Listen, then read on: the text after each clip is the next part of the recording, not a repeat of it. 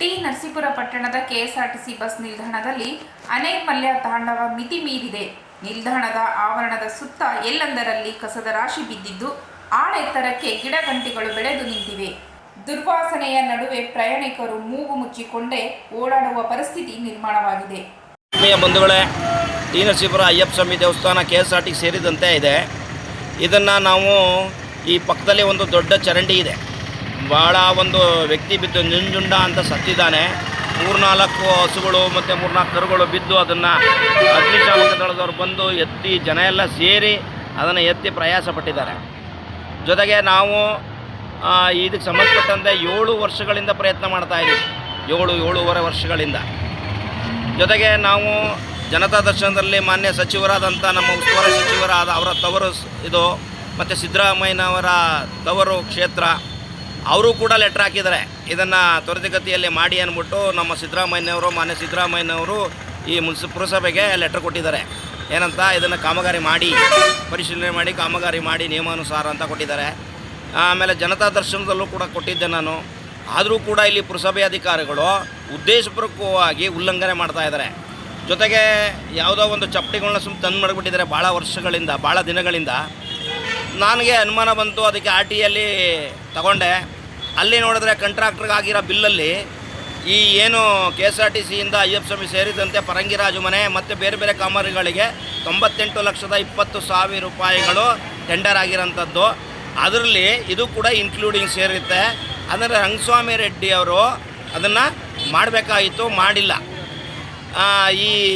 ಇದನ್ನು ಬರೀ ಚಪ್ಪಡಿಗಳನ್ನ ತಂದು ಮಾಡಿಬಿಟ್ಟು ಬಿಲ್ ಆಗಿದೆ. ಆ ಬಿಲ್ಲನ್ನು ಸ್ಪಷ್ಟವಾಗಿ ಅದ್ರಲ್ಲಿ ಕಾಣ್ತಾ ಇದೆ. ನಾವು ಅದಕ್ಕೆ ಇದಕ್ಕೆ ಸಂಬಂಧಪಟ್ಟಂಥ ಇಂಜಿನಿಯರ್ ಮತ್ತೆ ಮೊನ್ನೆನೂ ಕೂಡ ಒಂದು RTಯಲ್ಲಿ ಕೊಟ್ಟಿದ್ದೇನೆ. ಇದಕ್ಕೆ ಸಂಬಂಧಪಟ್ಟಂತೆ ಇನ್ನೂ ಮಾಹಿತಿಯನ್ನು ತಗೊಳ್ಬೇಕು, ಕಲೆಕ್ಟ್ ಮಾಡ್ಕೊಂಡು ಆಮೇಲೆ ನಾವು ಇದ್ರ ಬಗ್ಗೆ ಕಾನೂನು ಹೋರಾಟ ಇರ್ಬೋದು, ನಮ್ಮ ಮುಂದಿನ ಚಳುವಳಿ ಇರ್ಬೋದು, ಅಥವಾ ಪುರಸಭೆ ಮುಂದೆ ಪ್ರತಿಭಟನೆ ಮಾಡೋಂಥದ್ದು ಇರ್ಬೋದು, ಧರಣಿ ಮಾಡ್ಬೋದು, ಬೇರೆ ಬೇರೆ ಮುಂದಿನ ದಿನಗಳಲ್ಲಿ ಮಾಡೋಣ ಅನ್ನೋ ಒಂದು ನಿರ್ಧಾರವನ್ನು ಕೂಡ ಸಹ ಮಾಡಿದ್ದೀವಿ. ಹೀಗಾಗಿ ಇವರು ಮಾಡಿರೋಂಥದ್ದು ತುಂಬ ಮೋಸ ಮಾಡಿದ್ದಾರೆ ಇವರು. ಆಮೇಲೆ ನಮ್ಮ CM ಅವರ ಆದೇಶ ಪತ್ರಕ್ಕೆ ಅವ್ರು ಕೊಟ್ಟಿರೋಂಥ ಆದೇಶವನ್ನು ಉಲ್ಲಂಘನೆ ಮಾಡಿದ್ದಾರೆ, ವೈಲೇಟ್ ಮಾಡಿದ್ದಾರೆ. ಇಂಥ ಅಧಿಕಾರಿಗಳ ಮೇಲೆ ಮೇಲಧಿಕಾರಿಗಳು ಇದನ್ನು ಕ್ರಮ ಕೈಗೊಳ್ಳಲೇಬೇಕು ಅನ್ನೋದು ನಮ್ಮ ಒಂದು ಆಗ್ರಹ.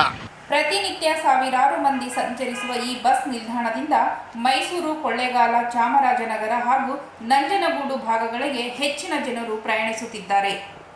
ಅನೈರ್ಮಲ್ಯದ ಬಗ್ಗೆ ಹಲವು ಬಾರಿ ಮನವಿ ಮಾಡಿದರೂ ಅಧಿಕಾರಿಗಳು ಯಾವುದೇ ಕ್ರಮ ಕೈಗೊಂಡಿಲ್ಲ ಎಂದು ಸಾರ್ವಜನಿಕರು ಆರೋಪಿಸಿದ್ದಾರೆ. ಬಸ್ ನಿಲ್ದಾಣ ಸೇರಿದಂತೆ ಪಟ್ಟಣಾದ್ಯಂತ ಸ್ವಚ್ಛತೆ ಕಾಪಾಡುವಂತೆ ಸ್ಥಳೀಯರು ಆಗ್ರಹಿಸಿದ್ದಾರೆ. ಈ ಜಾಗ ಏನಿದು ತುಂಬ ಕೊಳಚೆಯಿಂದ ತುಂಬಿದೆ.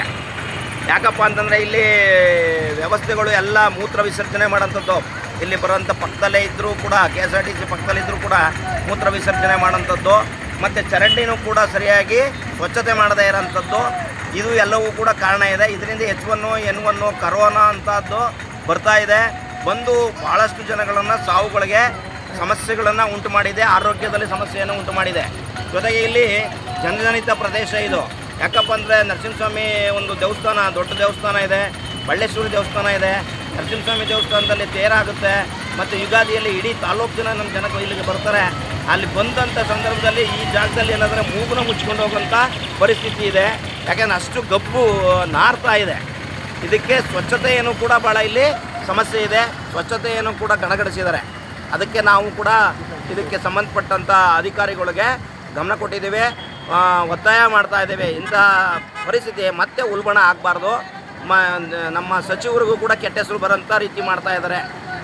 ನಮ್ಮ ಉಸ್ತುವಾರಿ ಸಚಿವರು HM ಮಾದೇವಪ್ಪನವ್ರು ಇರ್ಬೋದು, ಸುನೀಲ್ ಬೋಸ್ ಇರ್ಬೋದು, ನಮ್ಮ CM ಸಿದ್ದರಾಮಯ್ಯನವರಿಗೆ ಕೆಟ್ಟ ಹೆಸರು ಬರೋ ರೀತಿ ಪುರಸಭಾಧಿಕಾರಿಗಳ ನಡವಳಿ ಇದೆ ಅನ್ನೋದನ್ನು ಸ್ಪಷ್ಟವಾಗಿ ಕಾಣ್ತಾ ಇದೆ. ಹಂಗಾಗಿ ಅವರ ಒಂದು ಕೊಟ್ಟಿರೋಂಥ ಅನುದಾನವನ್ನು ಸದ್ಬಳಕೆ ಮಾಡಿಕೊಂಡು ಸಾರ್ವಜನಿಕರಿಗೆ ಸದುಪಯೋಗ ಮಾಡುವಂಥ ಕೆಲಸವನ್ನು ಈ ಪುರಸಭಾಧಿಕಾರಿಗಳು ಮಾಡಬೇಕು. ಮಾಡಲಿಲ್ಲ ಅಂತ ಹೇಳಿದ್ರೆ ನಾವು ಪುರಸಭೆ ಮುಂದೆ ಪ್ರತಿಭಟನೆಯನ್ನು, ಧರಣಿಯನ್ನು, ಅದಕ್ಕೆ ಅಥವಾ ಕಾನೂನು ಹೋರಾಟವನ್ನು ಕೂಡ ಮಾಡಬೇಕಾಗುತ್ತೆ, ಅನಿವಾರ್ಯ ನಮಗೆ.